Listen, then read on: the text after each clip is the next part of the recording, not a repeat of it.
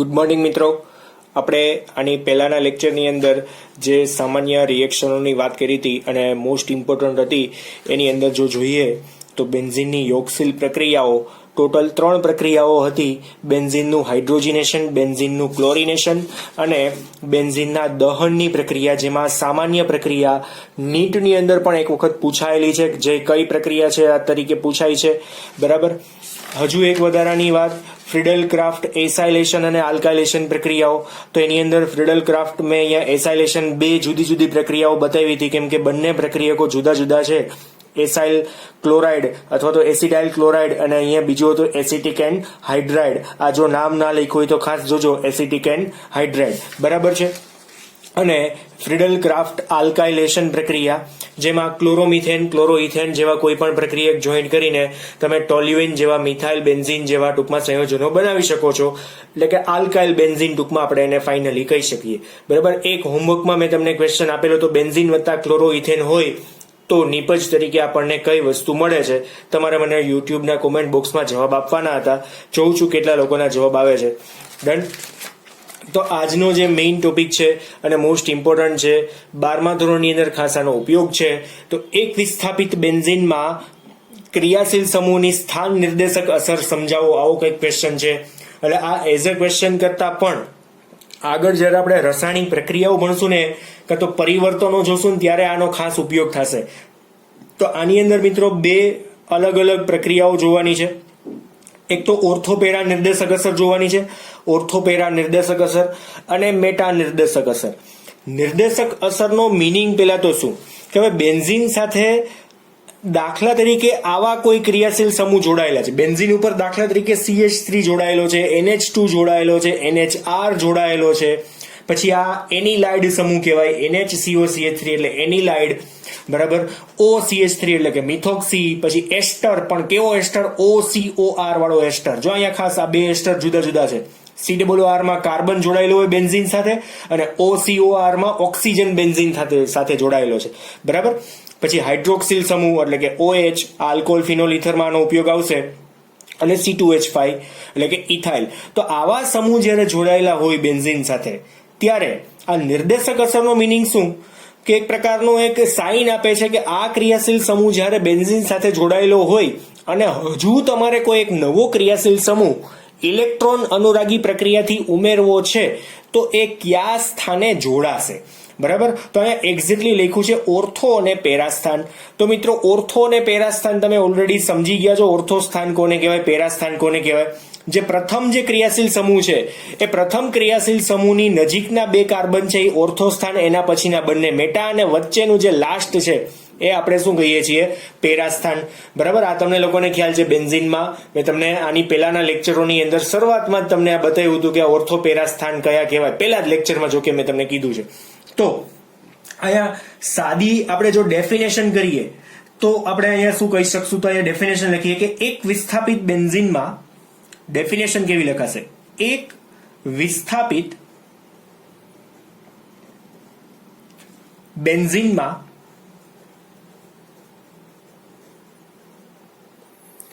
રહેલા જે સમૂહની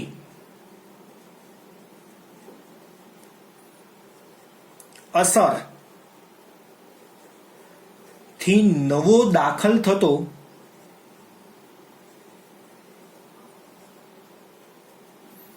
સમૂહ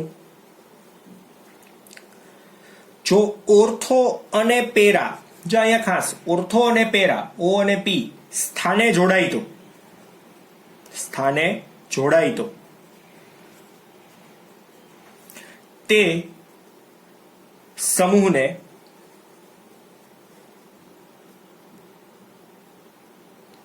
નવા દાખલ થતા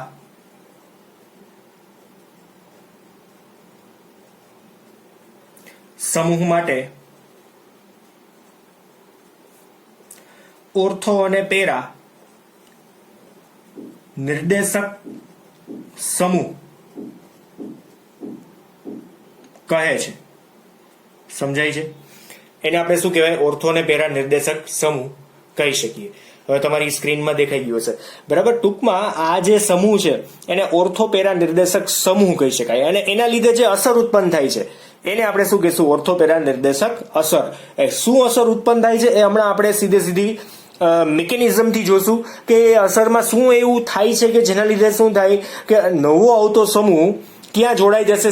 સીધો ઓર્થો અને પેરા સ્થાનમાં જોડાય. એક પ્રકારનું સાઇન બોર્ડ આપી દીધું. કેમ રસ્તા ઉપર જતા હોય તો તમને એમ કીધું હોય કે આ બાજુ વળશો, ડાબી બાજુ આમ ટર્ન આમ બતાવેલું હોય કે ડાબી બાજુનો ટર્ન એટલે આ ગામ આવશે, સીધા જાવ તો આ ગામ આવશે. તો એક પ્રકારનો નિર્દેશ કર્યો. સેમ એઝ આની અંદર આ ક્રિયાશીલ સમૂહ જો બેન્ઝીન સાથે જોડાયેલા હોય અને તમારે નવા ક્રિયાશીલ સમૂહ ઓલરેડી ટૂંકમાં જોડવાની તૈયારી ચાલતી હોય તો તમને સીધી જ ખબર હોય કે આ જોડાશે તો ક્યાં જોડાશે? કાં તો ઓર્થો સ્થાન ઉપર કાં તો પેરા સ્થાન ઉપર. બરાબર છે. સેમ એઝ અહીંયા મેટા નિર્દેશક અસરની અંદર એવું જ થાય છે. તો સેમ એઝ ડેફિનેશન અહીંયા આપણે બતાવી શકશું. મેટા નિર્દેશક સમૂહ કોને કહી શકાય? તો એની સાદી ડેફિનેશનમાં શું થઈ જાય કે અહીંયા એક વિસ્થાપિત બેન્ઝીનમાં રહેલા સમૂહની અસરથી નવો દાખલ થતો સમૂહ અહીંયા ઓર્થોપેરાના બદલે આમાંથી ક્યાં આવશે? મેટા સ્થાને જોડાતો હોય તો એ સમૂહની અસરને આપણે અહીંયા શું કહી શકશું? મેટા નિર્દેશક સમૂહ કહી શકીએ. મેટા નિર્દેશક સમૂહ. બરાબર છે. આ ડેફિનેશન તમે લખી સમૂહ કહે છે અને એનાથી ઉત્પન્ન થતી જે અસર છે એને આપણે શું કહી શકીએ? મેટા નિર્દેશક અસર. ખબર પડશે?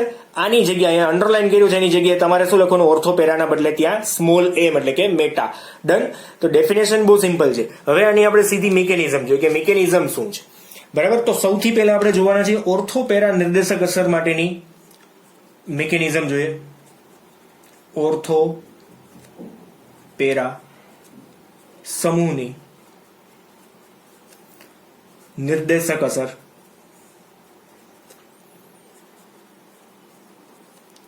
ની ક્રિયાવિધિ.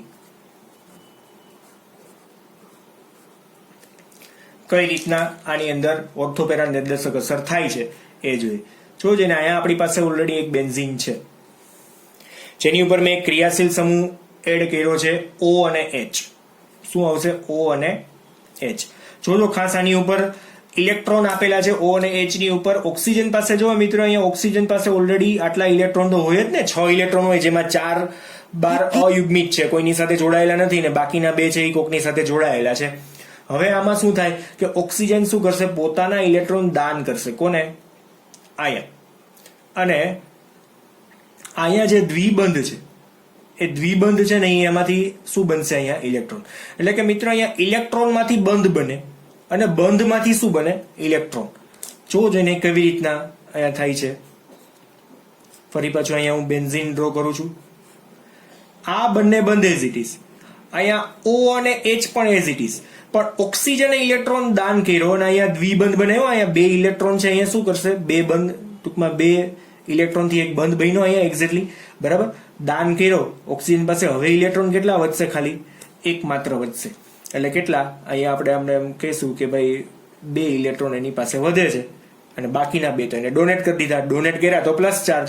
અને અહીંયા જે બંધ હતો એ શેમાં રૂપાંતરિત થઈ ગયો? ઇલેક્ટ્રોનમાં. એટલે માઇનસ ચાર્જ કોની ઉપર આવ્યો? આની ઉપર માઇનસ ચાર્જ આવ્યો. ઓર્થો સ્થાન ઉપર માઇનસ ચાર્જ આવ્યો. બરાબર છે. હવે આમાં જ કન્ટિન્યુ જાય આગળ કે ભાઈ આ ઇલેક્ટ્રોન છે ને એ શું કરશે? પાછા બંધ બનાવશે.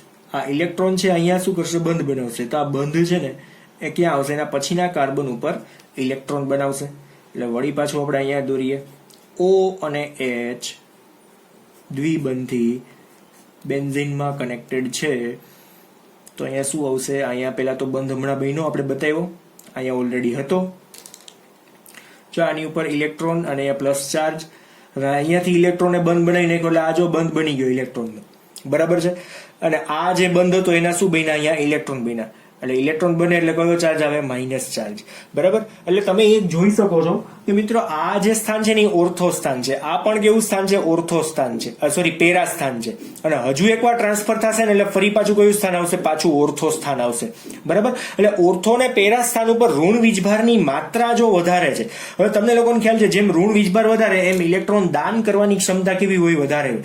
કે ઇલેક્ટ્રોન દાન કરવાની ક્ષમતા વધારે તો ઇલેક્ટ્રોન અનુરાગી પ્રક્રિયા કેવી બની જાય? બહુ સ્પીડમાં થશે. એટલે ફરી પાછું હવે અહીંયા ફાઇનલી જોઈએ લાસ્ટ બંધારણ. જો અહીંયા બનતો હતો જ. હવે શું થશે કે આ જે ઇલેક્ટ્રોન જે છે આ ઇલેક્ટ્રોન છે એ શું કરશે, અહીંયા બંધ બનાવશે. એટલા માટે નવો બંધ કયો બનશે, અહીંયા નવો બંધ બનશે. બરાબર. અને આ જે બંધના ઇલેક્ટ્રોન છે એ શેમાં રૂપાંતરિત થશે, કાર્બન ઉપર જતા રહેશે. એટલે કાર્બન ઉપર કયો ચાર્જ આવશે, માઇનસ ચાર્જ આવશે. બાકી ઓક્સિજન ઉપરનો જે છે એ એઝ ઇટ ઇઝ રહેશે, દ્વિબંધ O અને H, જેમાં ઓક્સિજન ઉપર કયો ચાર્જ છે, પ્લસ ચાર્જ, કેમ કે અહીં દ્વિબંધ છે અને પાછો એમને જ. હવે શું થાય, ફાઇનલી જોવો ને તો અહીંયા લાસ્ટ રિએક્શન કેવી બનશે એ જો, સાવ લાસ્ટ. આ ઇલેક્ટ્રોન છે એ અહીંયા બંધ બનાવશે, ઇલેક્ટ્રોન ફરી પાછા બંધ બનાવશે. તો આ વધારાના અને ઇલેક્ટ્રોન મેળવ્યા હતા એ ઓક્સિજનને શું કરશે, પાછા રિટર્ન કરી દેશે. ઓક્સિજનને પાછા રિટર્ન કરી દે એટલે ફાઇનલ સ્ટ્રક્ચર કેવું થઈ જશે, O અને H સ્ટેબલ. બરાબર. અને બંધ કેવી રીતના બની જશે, જો આ બે તો ઓલરેડી હતા જ. આ ઇલેક્ટ્રોન આ ઇલેક્ટ્રોન છે અહીંયા બંધ બનાવશે એટલે આ ત્રીજો બંધ બની ગયો. અને OH જો અહીંયા બંધ કેવી રીતના હતા ને અહીંયા જુદી રીતના થઈ ગયા, જો ફરી ગયા આખે. પણ ફાઇનલી આપણે અહીંયા સમજાશું કે આ પહેલું બંધારણ જેમાં ઓર્થો સ્થાન ઉપર હતો, આ બીજું બંધારણ જેમાં પેરા સ્થાન ઉપર હતો, અને આ ત્રીજું બંધારણ કે જેમાં પણ પાછો ઓર્થો સ્થાન. તો 1, 2 અને 3 ની અંદર 2 ઓર્થો અને 1 પેરા, 2 ઓર્થો અને 1 પેરા ઉપર શું આવે છે, ઋણ વીજભારની માત્રા વધારે છે. ઋણ વીજભાર જેમ વધારે એમ ઇલેક્ટ્રોનની ઘનતા વધુ, અને ઇલેક્ટ્રોનની ઘનતા જેમ વધુ એમ શું કહેવાશે, ત્યાં નવા આવતો સમૂહ એ જગ્યાએ સરળતાથી ત્યાં ગોઠવાઈ શકે. બરાબર. જેમ ઇલેક્ટ્રોનની ઘનતા વધારે હોય એમ નવો આવતો સમૂહ જે પોઝિટિવ ચાર્જ ધરાવે છે, જે પ્લસ વીજભાર ધરાવે છે, અથવા તો ઇલેક્ટ્રોન અનુરાગી પ્રક્રિયક છે, એ ક્યાં જોડાશે, તો 2 ઓર્થો અને 1 પેરા સ્થાન ઉપર જોડાશે. શું કામ એને, કેમ કે પ્લસ ચાર્જ વાળો કઈ જગ્યાએ જઈ શકે કે જ્યાંથી એને ઇલેક્ટ્રોન મળી શકે. તો ઓર્થો પેરા નિર્દેશકની અંદર એવા 3 જગ્યાઓ છે, 2 ઓર્થો સ્થાન છે અને 1 પેરા સ્થાન છે કે જ્યાં ઇલેક્ટ્રોનની ઘનતા વધારે છે. તમને મેં બતાવ્યું કે આ સ્થાનની અંદર અહીંયા ઓર્થો સ્થાન છે, આ પેરા સ્થાન કહેવાય, અને આ છે પાછું ઓર્થો સ્થાન છે. આ બંને મેટા સ્થાન ઉપર ઇલેક્ટ્રોનની ઘનતા છે એ ઓર્થો પેરા કરતા કેવી છે, ઓછી છે. બરાબર. જેના લીધે શું થાય કે એ ડોનેશન કરવાનો ગુણ ઓછો ધરાવે છે. કોની સાપેક્ષમાં, ઓર્થોપેરાની સાપેક્ષમાં. એટલે નવા સમૂહ જે આવે છે એ તરત જ ક્યાં જશે, ઓર્થોપેરા સ્થાન ઉપર જતા રહેશે. આપણે આના એક્ઝામ્પલ જોશું એટલે હજુ વધારે તમને ખબર પડશે કે ભાઈ આવો સમૂહ હોય અને એક્ઝામ્પલ આપણે જોતા હોય તો નવો ક્રિયાશીલ સમૂહ કઈ જગ્યાએ જોડાય, તો આ જ જગ્યાએ જોડાય, બીજે ક્યાંય જોડાશે નહીં, એવું કહી શકીએ. હવે સેમ જ આવું જ એક્ઝામ્પલ આપણે મેટા નિર્દેશક સમૂહ માટે જોઈએ. મેટા સમૂહની નિર્દેશક અસર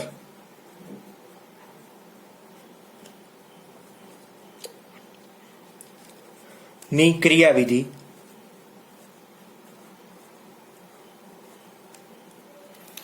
જેની અંદર આપણે NO2 ના એક્ઝામ્પલ થી આપણે આખું આ એક્ઝામ્પલ સમજીએ તો વધારે સમજાશે. NO2 આપણી સાથે કોણ છે, NO2.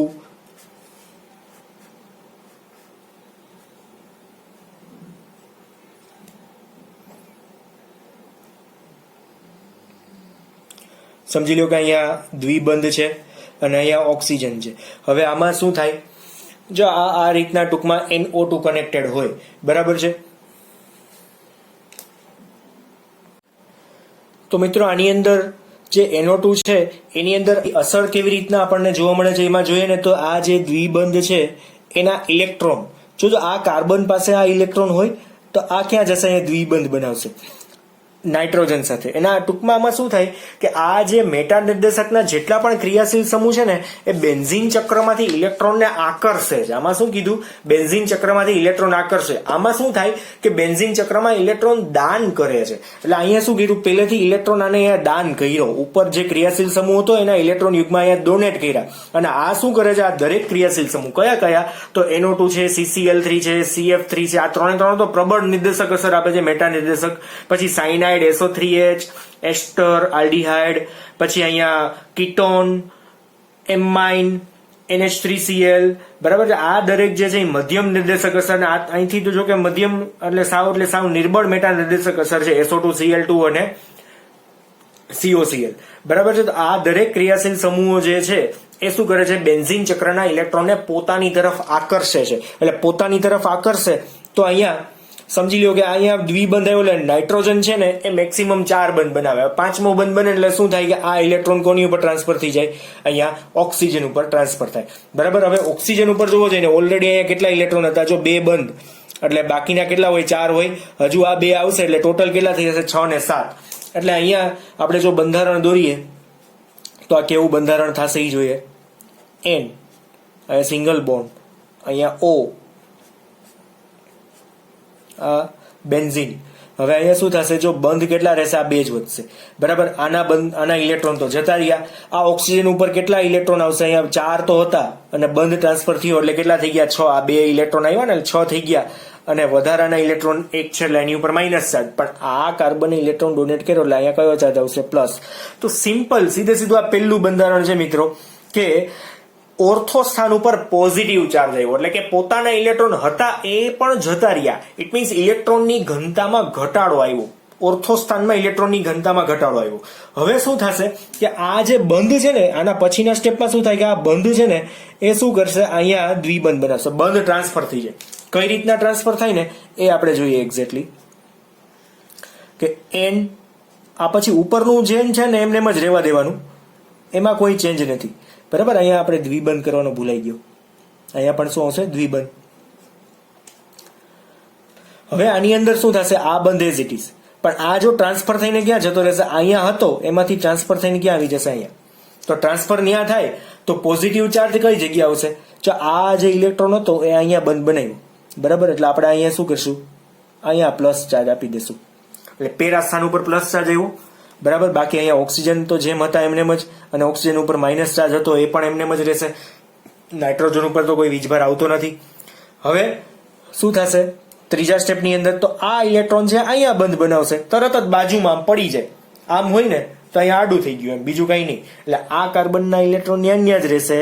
આ ઇલેક્ટ્રોન ક્યાં આવ્યા? આ કાર્બનને ડોનેટ. આને પ્લસ ચાર્જ છે, આ ઇલેક્ટ્રોન અહીંયા ડોનેટ થયા. બરાબર. જેમ અહીંયા પ્લસ ચાર્જ હતો તો આ ઇલેક્ટ્રોન કોને ડોનેટ થયા? આ કાર્બનને ડોનેટ કર્યા. એ રીતના. એટલે ખાલી બંધ છે ને બાજુમાં ફરતા જાય છે. બેન્ઝીનમાં જ્યાં હતો ત્યાંથી બાજુમાં ફરી ગયો, બીજું કાંઈ જ નથી. બરાબર. અને આ બધામાં એ જ રીતના હતું, તમે હમણાં જોયું. બાજુમાં ફરતા જાય છે ઇલેક્ટ્રોન. ત્યાર પછી ટૂંકમાં પેરા સ્થાન ઉપર ઇલેક્ટ્રોનની ઘનતામાં ઘટાડો. હવે આપણે શું દોરશું? અહીંયા નવું સ્થાન દોરવાનું આવશે પાછું. N O અહીંયા પણ શું આવશે? O. ઓક્સિજન ઉપર કયો charge? Minus charge as it is રહેશે. પણ બંધ કેવી રીતના બનશે? 1 અને આ 2 બંધ. બરાબર. તો આની ઉપર કયો ચાર્જ આવશે? Plus charge. જો આ ત્રીજું બંધારણ, આ 2 નંબરનું બંધારણ હતું આપણું અહીંયા, અને આ ત્રીજું બંધારણ એવું કે જેમાં ઓર્થો અને પેરા ઉપર પ્લસ ચાર્જ છે.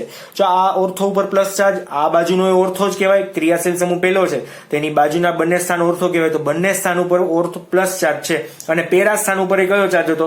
પ્લસ ચાર્જ આવ્યો. તો આ પ્લસ ચાર્જ છે એટલે કે ઇલેક્ટ્રોનની ઘનતા ઓછી છે. હવે પોતાની પાસે જ ઇલેક્ટ્રોનની ઘનતા ઓછી છે તો બીજાને ડોનેટ કઈ રીતના કરવો? બરાબર. પ્રોબ્લેમ થાય. એટલે ફાઇનલી આપણે જે પાછું બંધારણ જોઈએ તો અહીંયા સ્ટ્રક્ચર તો આખું સ્ટેબલ થઈ જ જશે સીધે સીધું. કે આ N છે વળી પાછો શું થાય? અહીંયા પ્લસ ચાર્જને સ્ટેબલ કરવા શું થાય કે ભાઈ આ જે ઇલેક્ટ્રોન છે જે મેળવેલો હતો એ ફરી પાછો અહીંયા દ્વિબંધ બનાવે. બરાબર. અને આ દ્વિબંધ બનાવ્યો છે તો આ જે ઇલેક્ટ્રોન છે એ શું કરશે? અહીંયા ઇલેક્ટ્રોન છે અહીંયા ફરી પાછો બંધ બનાવી નાખશે. આ દ્વિબંધ છે એ પાછો અહીંયા બંધ ટ્રાન્સફર થઈ જાય. બરાબર. એટલે આપણે બહુ સાદું બંધારણ સીધું પાછું દોરી નાખીએ. અહીંયા જેમ હતું એમને જ થઈ જશે, પણ આનાથી બંધ ખાલી ફરી જશે. 1 2 અને 3. બરાબર. બાકી એની સાથે જે બંધ હતા એ ઇટ ઇઝ રહી જશે. બેન્ઝીન સાથે નાઇટ્રોજન સાથે 2 બંધથી ઓક્સિજન હતો, અને અહીંયા શું આવશે? O. ડન. એટલે NO2 આ રીતના થઈ જાય. પણ આપણે જે જોવાનું હતું એ શું હતું કે આમાં ઓર્થો પેરા ઉપર માઇનસ ચાર્જના લીધે ઇલેક્ટ્રોનની ઘનતામાં વધારો થાય છે, જેના લીધે નવા આવતા સમૂહ છે એ ક્યાં જોડાશે? ઓર્થોપેરા ઉપર જોડાશે.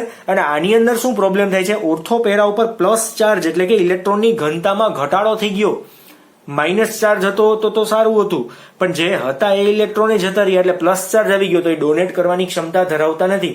એટલે કે સામેથી કોઈ પ્લસ ચાર્જ ધરાવતો આયન બહારથી કોઈ આવે છે તો આ જે ઓર્થો અને પેરા સ્થાન છે ને એને જોડાવા દેશે નહીં, કેમ કે પ્લસ ચાર્જ શું થાય? રિપલ્ઝન થાય, એની બાજુમાં આવશે જ નહીં. પણ જો આ મેટા સ્થાન ખાલી રહી ગયા છે, તમે અહીંયા એક્ઝેક્ટલી જોઈ શકો છો આ મેટા સ્થાન એવા છે કે જે ખાલી રહી ગયા છે. આ મેટા સ્થાન અને આ બાજુનું જેની ઉપર કોઈ વીજભાર જ નથી એવો જોજીને, આની ઉપર કોઈ વીજભાર આપ્યો નથી. તો એ મેટા સ્થાન જે છે એ મેટા સ્થાન ઉપર ક્યારેય વીજભાર આવ્યો નથી, જેના લીધે શું થશે કે ત્યાં નિર્દેશક અસર જોવા મળી શકે ખરી. એટલે કે પોતાના ઇલેક્ટ્રોન મેટા જે સ્થાનના કાર્બન છે એ નવા તત્વને આપી શકશે ખરી અને ત્યાં જોઈન્ટ પણ કરી શકશે. એટલે કે ઇલેક્ટ્રોન અનુરાગી પ્રક્રિયા જો આવા કોઈ ક્રિયાશીલ સમૂહ હોય તો એ મેટા નિર્દેશક અસર આપશે. નિર્દેશક અસર તો તમે સમજી ગયા છો કે આ સમૂહ જોડાયેલો હોય અને નવો બીજો કોઈ સમૂહ આવે તો એ ક્યાં જોઈન્ટ થાય, તો આ કોઈ પણ આ બાજુનું મેટા સ્થાન હોય કે આ બાજુનું મેટા સ્થાન હોય કોઈ પણ બાજુ જોઈન્ટ થઈ શકે ખરી. બરાબર છે, નજીક પડવું જોઈએ. અહીંથી ત્રીજો નંબર આવે, આ બાજુથી ગણો તો પણ ત્રીજો નંબર જ આવે. અને આની અંદર શું હોય, ઓર્થો અને પેરાની બેની નીપજો મળે. 55% 45% મિશ્રણ હોય. 100% ની અંદર ઓર્થો પણ મળે અને પેરા પણ મળે. જો માત્ર પેરા જોતું છે તો એના માટે પર્ટિક્યુલર પ્રક્રિયક આપણે ઉપયોગમાં લેવો પડે કે ભાઈ પેરા સ્થાન જ જોતું છે મારે, પેરા ઉપર જ આવવો જોઈએ, તો એના માટે પર્ટિક્યુલર પ્રક્રિયાઓ હોય છે. બાકી 50-50% એટલે કે 60-40 નો રેશિયો હોય કાં તો 55-45% એટલે પણ ઓર્થો અને પેરા બંને ટૂંકમાં નીપજ એક સાથે મળે આપણને. બરાબર, એક સાથે આની અંદર માત્ર મેટા એટલે મેટા જ મળતી હોય. ડન, ખબર પડી. મિકેનિઝમ ઇમ્પોર્ટન્ટ નથી ખાસ, આ તો એક રીઝન હતું કે ઓર્થો પેરા ઉપર શું કામ એને ત્યાં જોઈન્ટ થાય તો ઇલેક્ટ્રોનની વધારે ઘનતા, અને મેટા નિર્દેશકમાં મેટા ઉપર શું કામ એને જોઈન્ટ થાય તો એનું રીઝન હતું કે ભાઈ ઇલેક્ટ્રોનની ઘનતા ઓર્થો પેરામાં અતિશય ઓછી છે. કોની સાપેક્ષમાં? મેટાની સાપેક્ષમાં, જેના લીધે આવું કંઈક જોવા મળે છે. બરાબર, આ સાદા રીઝન હતા. આપણે શું યાદ રાખવાના છે? માત્ર ક્રિયાશીલ સમૂહ, અને 5-10 વાર લખી નાખો. MCQ માં પૂછાય તો આવડવા જોઈએ. નીચેનામાંથી મેટા નિર્દેશક સમૂહ કયા છે તમને લોકોને સમજાવવા જોઈએ. નીચેનામાંથી ઓર્થોપેરા નિર્દેશક સમૂહ કયા છે એ પણ તમને લોકોને આવડવા જોઈએ. બરાબર છે, તો જ આગળ વધી શકાશે, બાકી અઘરું પડશે ભણવામાં. ચાલો તો હવે સીધા એક્ઝામ્પલ જોઈએ ઓર્થોપેરાનું અને એક મેટાનું, બંનેના આપણે એક એક્ઝામ્પલ જોઈ લઈએ. એટલે આજનો લેક્ચર આપણે ઓર્થોપેરા નિર્દેશક અસર વાળો અહીંયા કમ્પ્લીટ થઈ જશે. બરાબર, જોઈએ સૌથી પહેલી ઓર્થોપેરા માટેનું એક એક્ઝામ્પલ જોઈએ. Example for ONP effect. બરાબર, શું આવશે? સૌથી પહેલું એક્ઝામ્પલ જોઈએ. દાખલા તરીકે આપણી પાસે આલ્કોહોલ છે, આલ્કોહોલ વાળું એક સંયોજન છે જેનું નામ આપણે શું કહેશું? ફિનોલ. બરાબર, હવે ફિનોલનું નાઇટ્રેશન કરવાનું છે. ફિનોલનું નાઇટ્રેશન કરીએ. પ્રક્રિયા કઈ આવશે અહીંયા? નાઇટ્રેશન. તો તમે આગળ ભણી ગયા નાઇટ્રેશનની અંદર પ્રક્રિયા કયા કયા ઉપયોગમાં લઈ શકાય? તો કે ભાઈ સાંદ્ર HNO3 એન્ડ H2SO4 બંને કેવા હોવા જોઈએ? સાંદ્ર. તાપમાન ડેલ્ટા આપી દેવાનું છે. બરાબર, હવે અહીંયા જે નીપજ બનશે ને એ બે 50-50% ની પણ 45-55 નો રેશિયો. પેરા નિર્દેશક સૌથી વધારે બનતી હોય છે જનરલી, અને ઓર્થો છે ને એ ઓછી બને. એટલે અહીંયા બે આપણે જોઈન કરી દઈએ. OH એઝ ઇટ ઇઝ જ રહેશે. OH છે એ ઓર્થોપેરા નિર્દેશક છે, તમને લોકોને ખ્યાલ છે. હવે નાઇટ્રેશન પ્રક્રિયાથી કયો ક્રિયાશીલ સમૂહ આવે? NO2 આવે. તો NO2 કઈ જગ્યાએ જોઈન્ટ થઈ શકશે? બરાબર છે, આ એક ખાસ. તો NO2 છે એ ઓર્થો સ્થાન ઉપર જોઈન્ટ થશે, અને NO2 છે એ પેરા સ્થાન ઉપર જોઈન્ટ થશે. બરાબર, નામ શું બનશે અહીંયા? Ortho nitrophenol. Ortho nitrophenol. અને આનું નામ શું થશે? P nitrophenol. P એટલે પેરા, નાઇટ્રોફિનોલ. સમજાય છે? બહુ સિમ્પલ રિએક્શન છે. બે નીપજો આપણને મળે છે, જેમાં જનરલી પેરા છે ને એ 55% જેવી હોય અને આ છે એ 45% જેવી હોય. જનરલી આવું થાય છે ડ્યુ ટુ રિએક્શન. એમાં કોઈ રીઝન નથી કે શું કામ એને આટલું થાય છે. એ ટૂંકમાં પ્રક્રિયાની ટૂંકમાં એમ ખામી કહીએ કે ફાયદો કહીએ. બરાબર, બે પ્રોબ્લેમ ટૂંકમાં એક સાથે કહી શકાય. તો ઓર્થોપેરાની અંદર ટૂંકમાં આવું થશે, આપણને બે જુદી જુદી નીપજો મળે છે. પછી જો ને અહીંયા તમને એમ થાય કે સર નાઇટ્રેશનમાં તો આ NO2 તો મેટા નિર્દેશક સમૂહ છે, સીધો પ્રશ્ન થાય મેટા નિર્દેશક સમૂહ છે તો આમાં કેમ? પણ સૌથી પહેલા કોણ હાજર હતો? તો ઓર્થોપેરા નિર્દેશક સમૂહ સૌથી પહેલા હાજર હતો. પછી તમે અહીંયા કાર્બોક્સિલિક એસિડ નાખો કે નાઇટ્રો નાખો કે આલ્ડીહાઇડ નાખો, જે મેટા નિર્દેશક અસર દર્શાવે છે, કોઈ પણ સમૂહમાં નાખો તો પણ સૌથી પહેલા તો આ હતો. તો આ એને એમ જ કહેશે કે ભાઈ તમારે ઓર્થોપેરા ઉપર આવવાનું. પણ જો અહીંયા NO2 પહેલા હોત અને OH ને જોઈન્ટ કરવાનો હતો તો OH હંમેશા મેટા સ્થાન ઉપર જ જાય. ઓલરેડી NO2 છે એટલે કે નાઇટ્રોબેન્ઝીન હતું અને એમાં OH ને એડ કરવું છે ઊંધી રીતે, તો પેલા OH ક્યાં જશે? મેટા સ્થાન ઉપર જશે. શું કામ? એને કેમ કે NO2 છે મેટા નિર્દેશક છે, પણ અહીંયા પ્રોબ્લેમ શું છે? OH પેલા ઓલરેડી હાજર હતો. ડન. હવે આના પછીની જે ઇફેક્ટ મેટા નિર્દેશકની અંદર આપણે એક્ઝામ્પલ જોઈએ.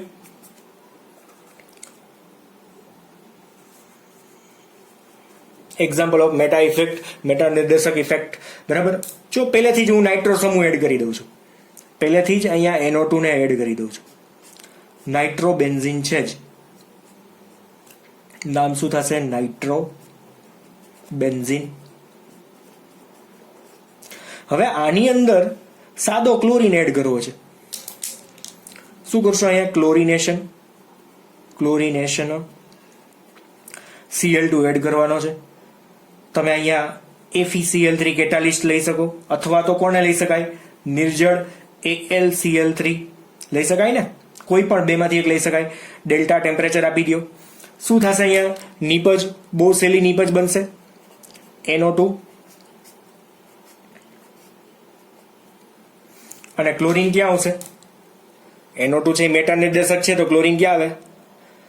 આ જગ્યાએ. તેનું નામ શું બનશે? મેટાક્લોરો નાઇટ્રોબેન્ઝીન. હવે શું થાય કે મિત્રો અહીંયા H હાજર હતો, તો આ H છે એ આના Cl2 ના એક Cl સાથે શું છૂટું પડશે? -HCl. જેમ આમાં મારે તમને કહેવાનું રહી ગયું, અહીંયા માઇનસ શું છૂટું પડશે? H2O છૂટો પડે.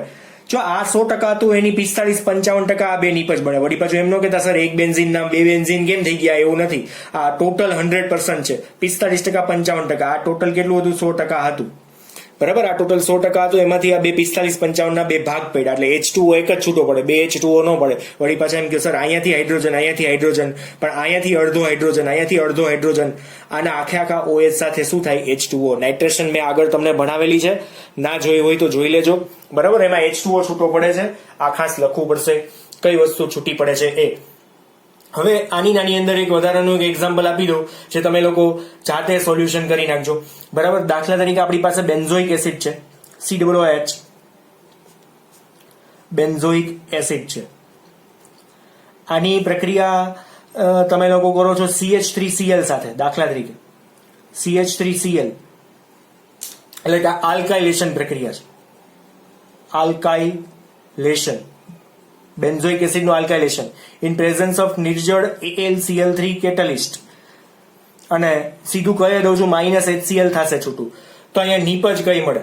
બરાબર. આ તમારે મને જવાબમાં દેવાનું છે. તો ટોટલ આપણી અહીંયા 3 રિએક્શનો, આમ તો 2 જ રિએક્શનો જોઈ છે, પણ આ ઇફેક્ટ જે છે ને એ મોસ્ટ ઇમ્પોર્ટન્ટ છે. આગળના ધોરણની અંદર બહુ જ આનો ઉપયોગ આવવાનો છે. એટલે આ ક્રિયાવિધિ છે, અને આ ક્રિયાશીલ સમૂહને મિત્રો તમારે ખાસ યાદ રાખવાના છે. અને અહીંયા ડેફિનેશન મેં આપેલી છે. રીઝન અહીંયા ઇલેક્ટ્રોનની ઘનતા વધારે છે, અહીંયા ઇલેક્ટ્રોનની ઘનતા અહીંયા ઓછી છે, જેના લીધે મેટા નિર્દેશક સમૂહ છે એ અહીંયા થશે. અને આમાં શું છે? ઓર્થોપેરા નિર્દેશક. ટૂંકમાં જ્યાં ઇલેક્ટ્રોનની ઘનતા વધારે હોય ત્યાં બહારથી નવો પોઝિટિવ ચાર્જ ધરાવતો પ્રક્રિયક જોડાઈ શકે. બીજી કોઈ વાત આમાં વધારાની યાદ રાખવા જેવી નથી. બરાબર. આ બહુ સિમ્પલ વાત હતી. અને આ ક્રિયાશીલ સમૂહ આવડતા હોય તો આ ક્રિયાવિધિ ક્યારેય આપણને લખવાની પૂછાતી નથી. બરાબર. ક્રિયાશીલ સમૂહ તમને યાદ રહેવા જોઈએ કે ઓર્થોપેરાના કયા તો આટલા, મેટા નિર્દેશક કયા તો આટલા. બરાબર. આને તમે 10 વાર લખો, 20 વાર લખો, 50 વાર લખો, પણ આમાંથી પછી માર્ક જવા જોઈએ નહીં. બાકી રિએક્શનો આવડતી હશે ને તોય ખોટી પડશે. કે અહીંયા બેન્ઝોઇક એસિડ તમને આપેલું છે અને તમે પછી ઓર્થોપેરા અહીંયા મિથાઇલ સમૂહ જોઈન્ટ કરી દો તો ખોટું પડે. બરાબર. મિથાઇલ સમૂહ મેટા સ્થાન ઉપર જ આવે, એટલે મેટા મિથાઇલ કાં તો મેથામિથાઇલ બેન્ઝોઇક એસિડ આવું કંઈક બની શકે. બરાબર. 3 મિથાઇલ બેન્ઝોઇક એસિડ આવું પણ બની શકે. એટલે આ એક ખાસ તમારે યાદ રાખવાનું છે. બરાબર. ક્લોરીન જોડવો કે મિથાઇલ, તો અહીંયા મિથાઇલ જોઈન્ટ થશે. બરાબર. આના બદલે ક્લોરિનેશન કરો તો ક્લોરીન મેટાક્લોરો બેન્ઝોઇક એસિડ આવું બની શકે. બરાબર. એટલે બહુ સિમ્પલ રિએક્શનો છે, પણ ક્રિયાશીલ સમૂહની નિર્દેશક અસરમાં ક્રિયાશીલ સમૂહ યાદ ન હોય તો આ ખોટું પડી શકે. ડન. તો આજે આપણે અહીંયા સુધી રાખીએ. બહુ જાજુ લેતા નથી. ઇમ્પોર્ટન્ટ ભાગ છે, લખીને ખાસ પ્રિપેર કરજો. Thank you.